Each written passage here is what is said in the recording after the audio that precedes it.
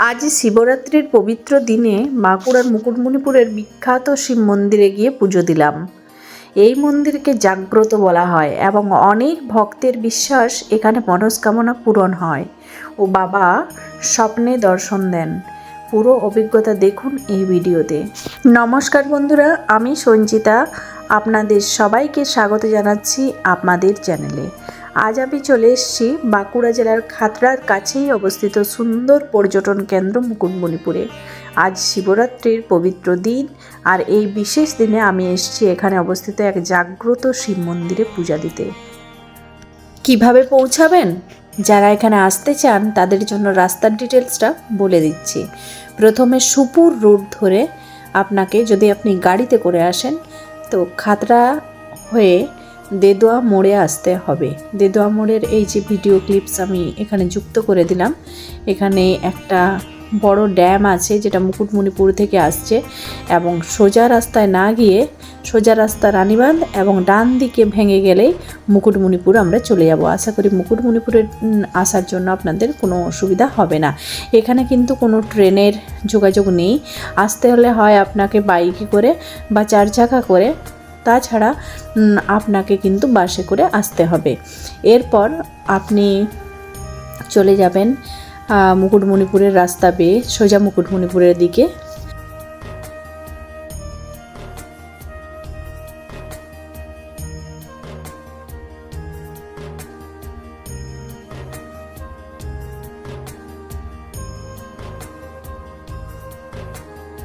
খাতড়ার দেদোয়া মোড় থেকে মুকুটমণিপুর ঢুকতে প্রায় 12 কিলোমিটার রাস্তা আমাদেরকে পার করতে হবে। এই যে ঢুকে গেলাম মুকুটমণিপুরে, এরপর কিন্তু আমরা মুকুটমণিপুরের সুন্দর দৃশ্য দেখতে দেখতে যাব।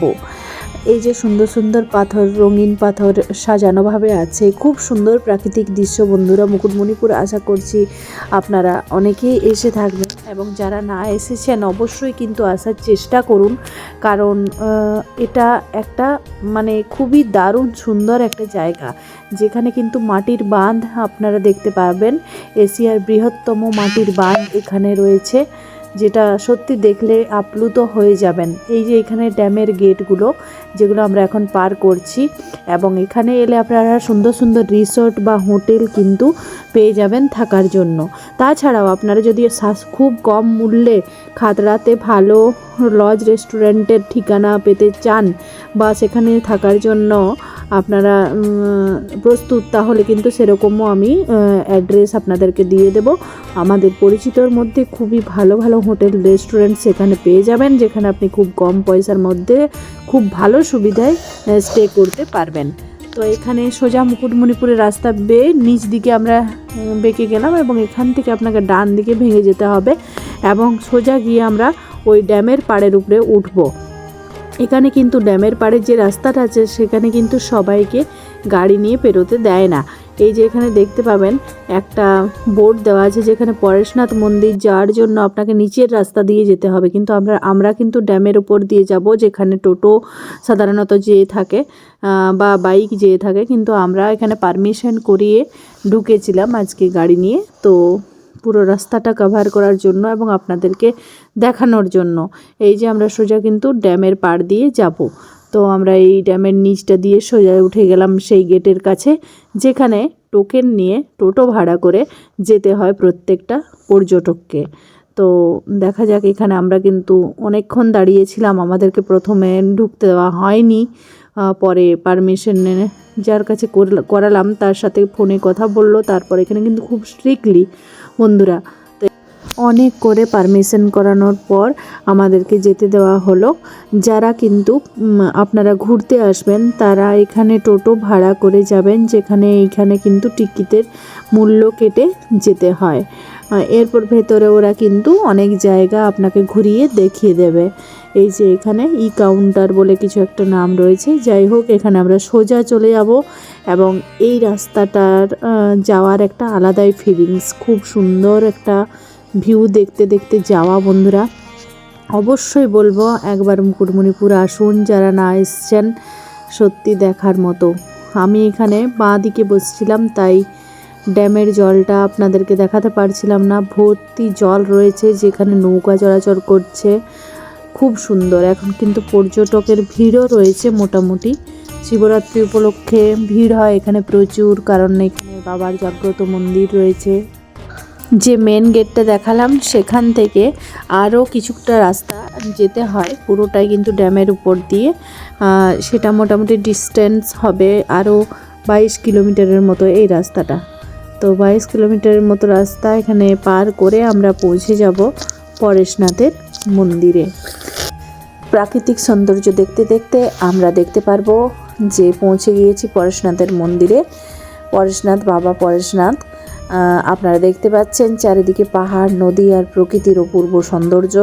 এই শান্ত পরিবেশের মাঝে অবস্থিত এই প্রাচীন শিব মন্দির। মন্দিরে ঢুকতেই একটা আলাদা আধ্যাত্মিক অনুভূতি হয় বন্ধুরা।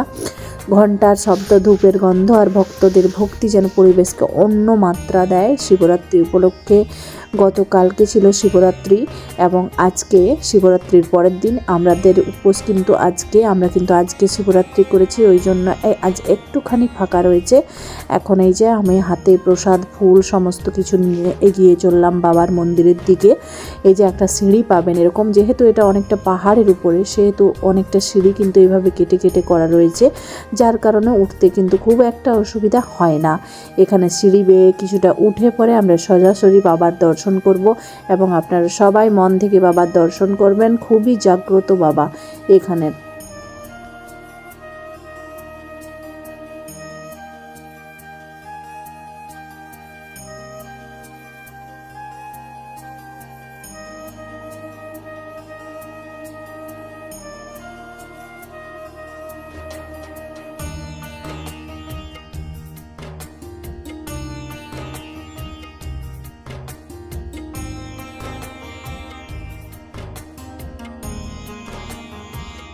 স্থানীয় মানুষদের বিশ্বাস এই মন্দির অত্যন্ত জাগ্রত। অনেকেই বলেন যে কেউ এখানে সত্যিকারের ভক্তি নিয়ে প্রার্থনা করলে বাবা শিব তার মনোবাসনা পূরণ করেন। আরও আশ্চর্যের বিষয়, অনেক ভক্ত নাকি স্বপ্নে বাবা শিবকে দেখেছেন এবং জীবনের সমস্যার সমাধান পেয়েছেন। এই গল্পগুলো শুনলে সত্যিই মনে হয় বিশ্বাস আর ভক্তির শক্তি কতটা গভীর হতে পারে। এখানে আমরা সব জুতো খুলে এগিয়ে চললাম বাবার দর্শনের উদ্দেশ্যে। আজ আমি আমাদের নিজের বাড়িতে ঘটে যাওয়া এই বাবাকে নিয়ে একটি ছোট্ট ঘটনা আপনাদের সাথে শেয়ার করছি। আমার ভাই, তখন ভাইয়ের বয়স মোটামুটি 12 থেকে 14 এরকম কিছু একটা হবে, অনেক দিনের ঘটনা মনে নেই। তো ভাইয়ের হয়েছিল অ্যাপেন্ডিক্স অর্থাৎ অ্যাপেন্ডিসাইট। প্রচণ্ড পেটে ব্যথা নিয়ে ভাইকে তোড়জোড় করে ভর্তি করা হয় এবং অপারেশন হয়। অপারেশনের পর ভাই কিন্তু তখনও জ্ঞান ফেরেনি। অপারেশন সাকসেসফুল হওয়ার পর ভাই কিন্তু মনে মনে বাবা পরেশনাথ, বাবা পরেশনাথ, বাবা পরেশনাথ করছিল। জানি না কি মাহাত্ম্য, তখন ভাইয়ের বয়স খুবই অল্প, কিন্তু ভাই কেন জানি না মনে হচ্ছিল যেন বাবাকে স্বয়ং দেখতে পাচ্ছি চোখের মধ্যে, ঘুমের মধ্যে। মা বাবা তোড়জোড় করে দৌড়ে এসে এই বাবা পরেশনাথের মন্দিরে পুজো দিয়ে যান এবং মানসিক করে সেই মানসিক শোধ করেন। যাই হোক, আমার ভাই সুস্থ হয়ে বাড়ি ফিরে আসে। বাবার প্রতি বিশ্বাস, মনের বল নিয়ে আমরা আজও ভালোভাবে আছি। আজ আমি নিজেও পুজো দিলাম। পুজোর সময় একটা অদ্ভুত শান্তি অনুভব করছিলাম। মনে হচ্ছিল যেন সব দুশ্চিন্তা ধীরে ধীরে দূর হয়ে যাচ্ছে, সরে যাচ্ছে। এই অনুভূতি কথায় বোঝানো সত্যি কঠিন বন্ধুরা। যারা আধ্যাত্মিক জায়গা পছন্দ করেন তাদের জন্য এই জায়গা অবশ্যই একবার আসার মতো। বাবা পরেশনাথের মন্দিরের পাশেই বড় পাথরের অনেক বড় পাহাড় রয়েছে বন্ধুরা, যেখান থেকে উঠে আমি এই ভিডিও ক্লিপসটা নিয়েছি।